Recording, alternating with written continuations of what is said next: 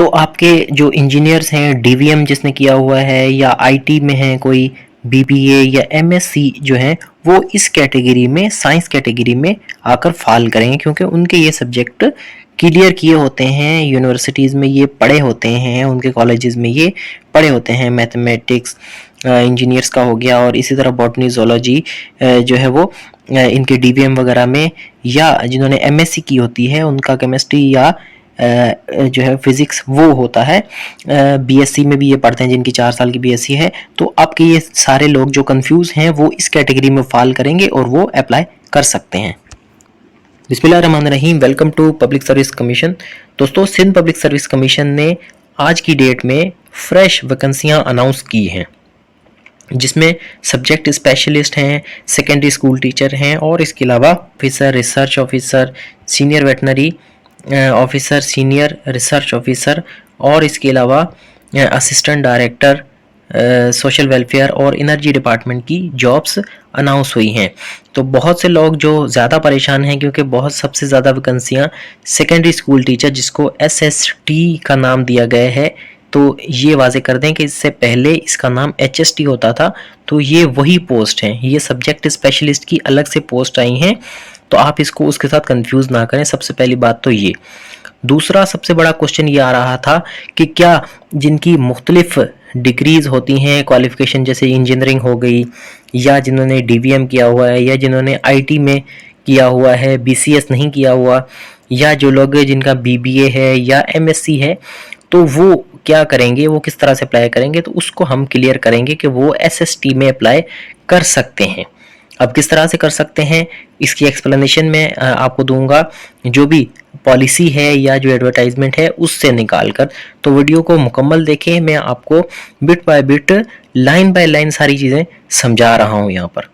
तो ये है जनाब नंबर 2 पर secondary school teacher SST BPS 16, जो कि एचएसटी पहले होता था, उसका न्यू नेम उसको दिया गया है। और ये भी बता दूं कि ये जो लोग अभी जेएसटी अपॉइंट हुए हैं, JEST junior elementary school teacher, इनका जो अब प्रमोशन होगा, ये लोग एसएसटी बनेंगे, ना कि एचएसटी बनेंगे।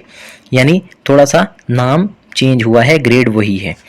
तो अब मज़ीद डिटेल में जाते हैं कि एसएसटी के आगे जो साइंस कैटेगरी और जनरल कैटेगरी इन्होंने बनाई हुई है, इसमें क्या क्या चीज़ें हैं, किस तरह से इसको हम डिफ़ाइन किस तरह से करेंगे, और कैसे इनकी सीट्स की डिस्ट्रीब्यूशन है, और इसमें कौन कौन अप्लाई कर सकता है।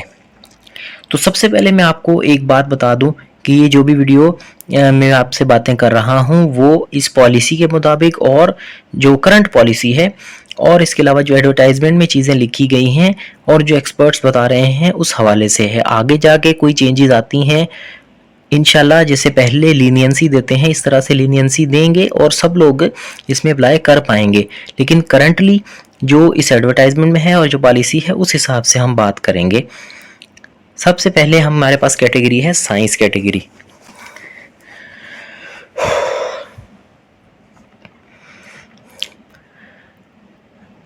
अब साइंस कैटेगरी हो या जनरल कैटेगरी हो, यहाँ पर एक चीज़ मैं आपको क्लियर कर दूँ कि लाजमी नहीं है कि आपकी क्वालिफिकेशन 16 ईयर्स हो। मैं ये नहीं कह रहा कि ये 16 ईयर्स नहीं हो सकती, लेकिन लाजमी नहीं है कि इसमें 16 ईयर्स ही हो आपकी, इससे कम या ज़्यादा भी चल जाएगी। यानी 14 ईयर एजुकेशन होनी चाहिए कम से कम आपकी, या इससे ऊपर आपने जो भी किया हो, फिर चाहे एमए किया हो या आपने एमएससी की हो, एमफिल किया हो, जो भी, लेकिन मिनिमम 14 है। कुछ लोग कह रहे हैं कि 16 है, नहीं 16 नहीं, मिनिमम 14 पे आप अप्लाई कर सकते हैं।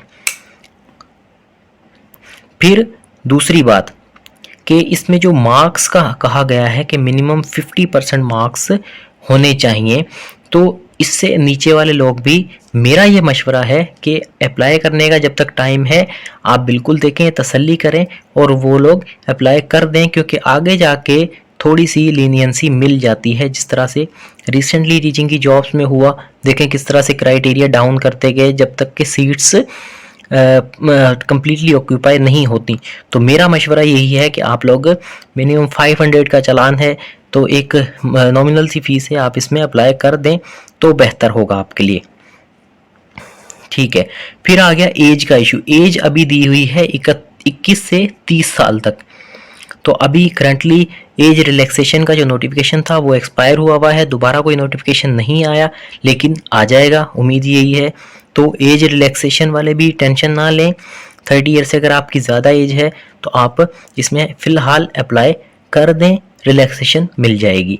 तो ये 3 पॉइंट मैंने आपको क्लियर कर दिए, और ये सबके लिए हैं, चाहे वो साइंस कैटेगरी हो या जनरल कैटेगरी हो, सबके लिए ये पॉइंट होंगे। यानी क्वालिफिकेशन 14 ईयर या उससे ज़्यादा, मिनिमम मार्क्स 50% या उससे कम, एज 21 से 30 ईयर्स या उससे ज़्यादा हो तो कर दें अप्लाई।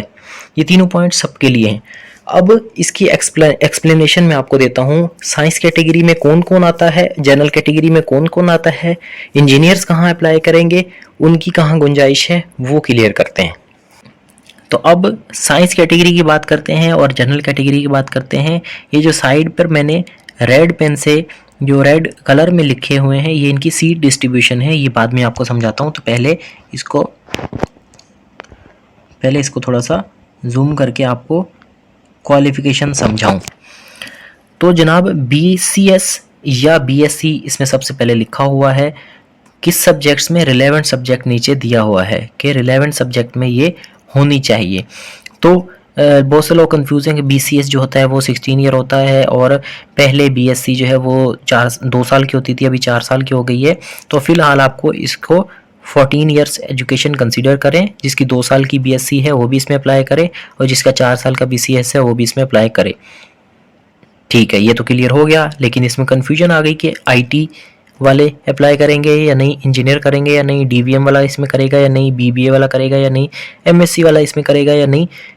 तो जनाब वो भी इसमें अप्लाई कर सकते हैं, क्योंकि उनके भी यही रिलेवेंट सब्जेक्ट होते हैं। यानी ये सब्जेक्ट उन्होंने भी पढ़े होते हैं कि अगर इंजीनियर है तो उसमें मैथ पढ़ा हुआ है, ग्रेजुएशन के दौरान की बात कर रहा हूँ, ठीक है। तो वो कहीं ना कहीं अप्लाइड फिजिक्स भी पढ़ता है, वो कहीं ना कहीं केमिस्ट्री भी पढ़ता है। सेकेंडली IT वाला जो है वो भी एक इसमें पढ़ता है यही दोनों चीज़ें, और BBA वाला भी ये चीज़ें पढ़ता है। और जो DVM वाले हैं वो क्या, वो अपनी zoology पढ़ते हैं, इनका तो काम भी यही है, और केमिस्ट्री भी वहाँ पर आ जाती है। BBA वाला बता दिया मैंने। MSc जो करता है वो तो ख़ास करता ही किसी सब्जेक्ट में है। तो इन सब की जो कन्फ्यूजन है वो यहाँ पर क्लियर हो जाती है कि ये सब लोग इसमें अप्लाई कर सकते हैं, और इसमें इनके 50% मार्क्स ग्रेजुएशन में होने चाहिए तो बेहतर है। लेकिन अगर थोड़े से कम भी हैं तो आप 45 तक, मेरा ये मशवरा है कि आप इसमें अप्लाई कर दें, क्योंकि रिलैक्सेशन मिलनी है। अभी मिल जाए या एडवर्टाइजमेंट के बाद मिल जाए, टेस्ट के बाद मिले, तो आपने अप्लाई ज़रूर किया, आपका होना चाहिए। फिर है क्या, 50% सीट्स, टोटल सीट का 50% साइंस कैटेगरी को जाएगा। अब कैसे समझाऊं मैं आपको, या तो आप इन जो पूरी सीटें हैं इसका हाफ कर दें, ओवरऑल सिंध की बात कर रहा हूँ। लेकिन अगर आप कह रहे हैं कि कराची रीजन है हमारा, और हमारा कराची रीजन में अर्बन से ताल्लुक़ है, 186 सीट्स हैं हमारे अर्बन में ओपन मेरिट की, तो इसमें जो साइंस कैटेगरी की सीटें होंगी वो होंगी जनाब 50%, तो वो आपका आएगा 93 सीट्स। लेकिन अगर कोई कह रहा है कि मैं माइनॉरिटी से हूँ, तो कराची रीजन में माइनॉरिटी में कितनी सीट्स आएंगी साइंस कैटेगरी की, तो 10 में से 5 हो जाएंगी, यानी 50% हो जाएगा। ठीक है, तो बाकी 50% कहाँ जाएंगी, बाकी 50% जो है वो नीचे जो BA वाले हैं, यानी जनरल कैटेगरी में हैं, तो उसमें आपके इंग्लिश, सिंधी, उर्दू वाले आ गए, पाकिस्तान स्टडी वाले आ गए, सिविक्स वाले आ गए, इनको डिस्ट्रीब्यूट की हुई हैं 50% सीटें।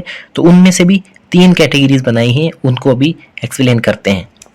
तो 50% सीटें साइंस कैटेगरी को देने के बाद जनरल कैटेगरी के ऊपर हम आते हैं, यानी सीट्स वही हैं जो ऊपर बता दी गई, अभी कैटेगरी है, क्वालिफिकेशन है।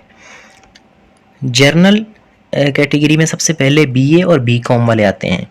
BA और BCom किस किस में की हो, यानी इसमें कौन से सब्जेक्ट आपने पढ़े हों।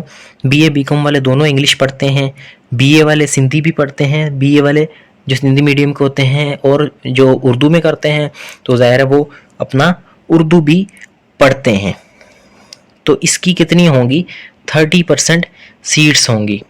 ये इसके सामने मैंने लिख दिया, English, Urdu 30% of total post, यानी उसी में है, कराची का ही ले लें एग्जांपल्स, तो 10 सीटें अगर हैं माइनॉरिटी की कराची में, अर्बन में, तो उसमें 30% देख लें आप, 3 सीटें रह जाएंगी। बीए वालों के पास, किन के पास है, जिनका इंग्लिश, सिंधी या उर्दू में बीए किया हुआ है, यानी उनके जो बीए उन्होंने जब किया या बीकॉम किया उसमें ये एक कोई भी इनमें से एक सब्जेक्ट उन्होंने पढ़ा हुआ है तो वो इस कैटेगरी में फाल करेंगे, यानी उनके पास 3 सीटें बचेंगी। फिर है दूसरा पाकिस्तान स्टडी। अब पाकिस्तान स्टडी के ऊपर आ जाते हैं। ये देखें, पाकिस्तान स्टडीज़, सोशल स्टडीज़ और इस्लामियात, ये कितनी सीटें होंगी? 10% ऑफ सीट्स। 10% कैसे? अगर 10 सीटें हैं तो उसमें से 1 सीट बचेगी इनके पास। 100 सीटें हैं तो 10% 10 सीटें रह जाएंगी। सिर्फ इस कैटेगरी की बात हो रही है, पाकिस्तान स्टडी, सोशल स्टडीज़ और इस्लामियात वाले। फिर तीसरे नंबर पे civic, ethics, agriculture, Islamic history, orientation, physical training instructor, drawing teacher, ये भी 10% सीटें। उसी तरह से 100 सीटें हैं तो 10 सीटें हो जाएंगी, 10 सीटें हैं तो 1 सीट बचेगी, 20 सीटें हैं तो 2 सीटें हो जाएंगी इनकी। इस हिसाब से इनकी डिस्ट्रीब्यूशन होगी। अब इक्वलेंसी सर्टिफिकेट कहाँ से मिलेगा? इक्विवेलेंट डिग्री का कह रहे हैं। अगर के मिसाल के तौर पे आपको ये कन्फ्यूजन है कि आपकी डिग्री 16 ईयर की है या 14 ईयर के इक्विवेलेंट है, मास्टर्स के इक्विवेलेंट है या नहीं है, ये मसला ज़्यादा एसएस वालों को होगा, सब्जेक्ट स्पेशलिस्ट वालों को होगा। तो वो HEC हायर एजुकेशन कमीशन की वेबसाइट पे जाके इक्विवेलेंसी सर्टिफिकेट निकलवा सकते हैं कि आपकी डिग्री जो है वो मास्टर्स के इक्विवेलेंट है या एमफिल के इक्विवेलेंट है या नहीं है। फिर अगर साइमल्टेनियस डिग्रीज किसी के पास है, यानी किसी इंजीनियर ने साइड में BA BSc की हुई है या बीकॉम किया हुआ है, तो जनाब अगर आपने एक साइड पे रेगुलर डिग्री है यानी जिसको आपने क्लासेस अटेंड करके डिग्री हासिल की है, दूसरी साइड पे आपने प्राइवेट अगर किया हुआ है, यानी BA जो है वो प्राइवेट होता है, तो वो आपके एलिजिबल है, लेकिन दोनों रेगुलर डिग्रीज एलिजिबल नहीं हैं। ये भी HEC की वेबसाइट पे पूरी पॉलिसी है। अगर आप इस नंबर पे, जो फ़ोन नंबर आपको डिस्प्ले हो रहा है, इस पर आप मैसेज करेंगे, व्हाट्सएप करेंगे, तो आपको ये पॉलिसी का डॉक्यूमेंट भी मैं सेंड कर दूंगा। वैसे आपकी स्क्रीन पर भी डिस्प्ले हो रहा है। तो उम्मीद करते हैं कि सारे आपके जो कन्फ्यूजन्स थी वो क्लियर हो गई हैं। बाकी जनरल इन्फॉर्मेशन तो आपको है ही कि जो 10 दिसंबर है वो इसकी आखिरी डेट है। इससे पहले अपने अप्लाई करना है। 500 का चालान है। चालान SPSC की वेबसाइट से आप डाउनलोड कर सकते हैं। मज़ीद इन्फॉर्मेशन के लिए आप हमारा व्हाट्सएप ग्रुप, फेसबुक ग्रुप और यूट्यूब चैनल विज़िट कर सकते हैं। इसके अलावा जो भी आपका क्वेरीज़ हैं या कंसर्न्स हैं वो आप इस नंबर पर कांटेक्ट करके, व्हाट्सएप करके हासिल कर सकते हैं। फ़िलहाल इतना ही। Thank you.